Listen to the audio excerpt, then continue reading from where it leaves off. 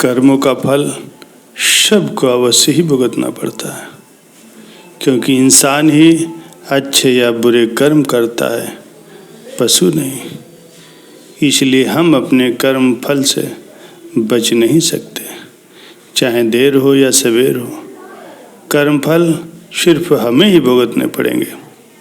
इसलिए कर्म करने से पहले एक बार अवश्य विचार कर लें, क्या मैं ये सही कर रहा हूँ।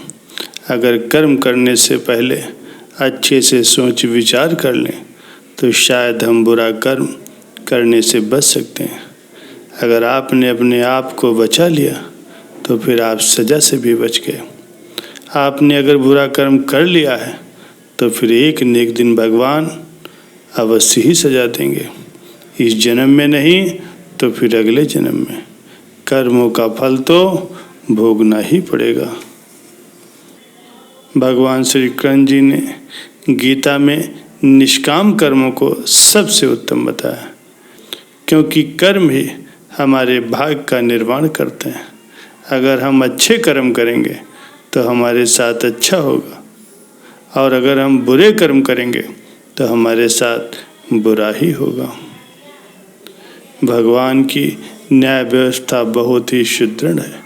कर्म का फल अच्छे कर्म करने वाले को अच्छा और बुरे कर्म करने वाले को बुरा अवश्य ही भोगना पड़ता है। भगवान के घर देर भले ही हो जाए मगर अंधेर नहीं हो सकता। जिसको आप देर समझते हो वो देर भी नहीं है। प्रभु ने प्रत्येक कर्म के फलीभूत होने का समय पहले से ही निर्धारित कर रखा है। समय से पहले या समय के बाद में फल की प्राप्ति नहीं होती।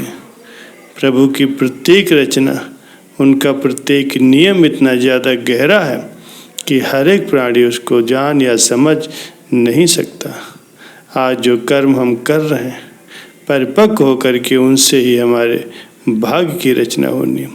हमारे भाग्य के निर्माता हम खुद ही हैं, और प्रत्येक मनुष्य को उसके भाग्य के अनुसार ही उसे फल या कुफल अवश्य ही भोगना पड़ता है। इस समय हम जो दुख भोग रहे हैं वो हमारे ही पिछले जन्मों के या फिर इसी जन्म के हमारे द्वारा किए गए पुण्यों या बुरे कर्मों के पापों का फल है। इसमें प्रभु को दोष नहीं देना चाहिए। भगवान का एक विधान ये भी है कि हमारे कर्म, हमारे विचार, हमारी भावना के अनुसार हमें सुख या दुख की प्राप्ति होती है। वो सुख या दुख हमें खुद ही भोगना पड़ता है। मनुष्य के कब किए गए पापों का फल उसे कब मिलेगा इसका कुछ भी पता नहीं। भगवान का विधान बहुत ही विचित्र है। प्यारे सज्जनों, कभी कभी दूसरों के द्वारा किए गए पाप कर्मों का फल भी हमें भोगना पड़ता है। प्यारे सज्जनों, एक बार की बात है, किसी राजा ने यह फैसला लिया कि वो प्रतिदिन 100 अंधे लोगों को खीर खिलाया करेगा।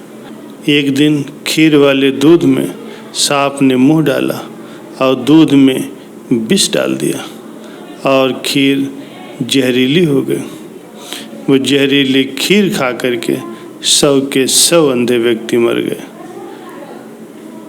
राजा बहुत परेशान हुआ कि मुझे 100 आदमियों की हत्या का पाप लगेगा। राजा परेशानी की हालत में अपने राज्य को छोड़ करके जंगलों में भक्ति करने के लिए चल पड़ा ताकि इस पाप की उसे माफ़ी मिल सके। रास्ते में एक गांव आया। राजा ने चौपाल में बैठे हुए लोगों से पूछा कि क्या इस गांव में कोई भक्ति भाव वाला परिवार भी रहता ताकि उसके घर रात काटी जा सके। चौपाल में बैठे लोगों ने बताया कि इस गांव में 2 भाई बहन रहते हैं जो खूब भजन बंदगी करते हैं। राजा उनके घर रात को ठहर गया। सुबह जब राजा उठा तो लड़की सिमरन पर बैठी हुई थी। इससे पहले लड़की का रूटीन था कि वो दिन निकलने से पहले ही सिमरन से उठ जाती थी और नाश्ता तैयार करती थी। लेकिन उस दिन वो लड़की बहुत देर तक सिमरन पर बैठी रही। जब लड़की सिमरन से उठी तो उसके भाई ने कहा, बहन तो इतना आज लेट क्यों उठी? अपने घर पर मुसाफिर आया हुआ, इसको नाश्ता करके दूर जाना है, तुझे सिमरन से जल्दी उठना चाहिए था। तो लड़की ने जवाब दिया, भैया ऊपर एक ऐसा मामला उलझा हुआ था, धर्मराज को किसी उलझन भरी स्थिति पर कोई फैसला लेना था और मैं वो फैसला सुनने के लिए रुक गई थी, इसीलिए आज देर तक बैठी रही। तो उसके भाई ने पूछा, ऐसी क्या बात थी? तो लड़की ने बताया कि फला फला उस राज्य का राजा अंधे व्यक्तियों को खीर खिलाया करता था, लेकिन सांप के दूध में विष डाल देने से 100 अंधे व्यक्ति मर गए। अब धर्मराज को यह समझ में नहीं आ रहा है कि अंधे व्यक्तियों की मौत का पाप राजा को लगे, सांप को लगे, या फिर दूध को खुला छोड़ने वाले रसोइयों को लगे। ये बात राजा भी सुन रहा था। राजा को अपने से संबंधित बात को सुन करके दिलचस्पी हो गई। उसने लड़की से पूछा, फिर क्या फैसला हुआ? लड़की ने बताया, अभी तक तो कोई फैसला नहीं हो पाया। तो राजा ने पूछा कि क्या मैं आपके घर एक रात के लिए और रुक सकता हूँ? दोनों बहन भाइयों ने खुशी से उसको हाँ कर दी। राजा अगले दिन के लिए रुक गया, लेकिन चौपाल में बैठे हुए लोग दिन भर यही चर्चा करते रहे कि कल जो व्यक्ति हमारे गांव में एक रात रुकने के लिए आया था और कोई भक्ति भाव वाला घर पूछ रहा था, उसकी भक्ति का नाटक तो सामने आ ही गया। रात काटने के बाद वो इस लिए नहीं गया क्योंकि जवान लड़की को देखकर उस व्यक्ति की नीयत खोटी हो गई, इसलिए वो उस सुंदर और जवान लड़की के घर पक्के तौर पर ठहर गया, या फिर लड़की को लेकर के भागने का विचार कर रहा होगा। दिन भर चौपाल में उस राजा की निंदा होती रही। अगली सुबह लड़की जब फिर सिमरन पर बैठी और रूटीन के टाइम के अनुसार वो सिमरन से उठ गए, तो राजा ने पूछा, बेटी अंधे व्यक्तियों की हत्या का पाप किसको लगा? तो लड़की ने बताया, वो पाप तो हमारे गांव के चौपाल में बैठने वाले लोग ही बांट करके ले गए। प्यारे सज्जनों, निंदा करना कितना घाटे का सौदा। निंदक हमेशा ही दूसरों के पाप अपने सर पर ढोता रहता है और दूसरों के द्वारा किए गए पाप कर्मों के फलों को भी भोगता है। अतः हमें सदैव ही दूसरों की निंदा से बचना चाहिए। कबीर साहब जी ने भी कहा है, जन कबीर को नींद सार, निंदक डूबा हम उतरे पार। प्यारे सज्जनों, पापों का फल तो भोगना ही पड़ता है, चाहे जन्म में भोग लें या फिर अगले जन्मों में। इस लोक में जो कर्म फल भोग लिया जाता उसके थोड़े में ही शुद्धि हो जाती है, नहीं तो परलोक में बड़ा भयंकर दंड भोगना पड़ता है। मगर सत्संग उस दंड को कम कर सकता है या फिर कुछ प्रसाद के रूप में प्रदान कर सकता है।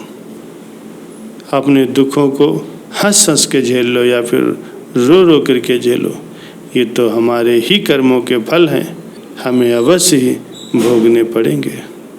फिर चाहे रो करके झेलो या फिर हंस करके, लेकिन रोने से कष्ट दुगना हो जाता है और हंसते हंसते भोगने से वो आधा हो जाता है। प्यारे सज्जनों, कर्म तो करना ही पड़ेगा, नहीं करोगे तो पाप चढ़ेगा और जैसा जो कर्म करेगा वैसा ही उसे फल भोगना पड़ेगा। और अगर प्रभु को याद करके कोई कर्म करोगे तो फिर फल भी अच्छा ही मिलेगा। प्यारे सज्जनों, धन दौलत सुयश खुशियाँ सफलताएं सुखी परिवार, ये सब हमारे ही कर्मों के फल हैं। और दुख पीड़ा बीमारियाँ दुखी परिवार रोना धोना, ये सब हमारे बुरे कर्मों के फल हैं। भूतकाल में हमने जो कुछ किया था उसका फल हमें आज मिल रहा है। भूतकाल में जो कुछ भोगने से रह गया है, हो सकता है वो हम इस जन्म में भोग लें या फिर अगले जन्म भोगें। प्यारे सज्जनों, इस समय हम जो कर्म कर रहे हैं उनका फल चाहे इस जन्म में भोगना पड़े या फिर आगे आने वाले जन्मों में। इसलिए कोई भी कर्म करने से पहले 100 बार विचार कर लो, तब वो कर्म करो। अगर कोई बुरा कर्म हो जाए तो उसका प्रायश्चित कर लो, ताकि भविष्य में बुरे कर्मों के फल से बच सको।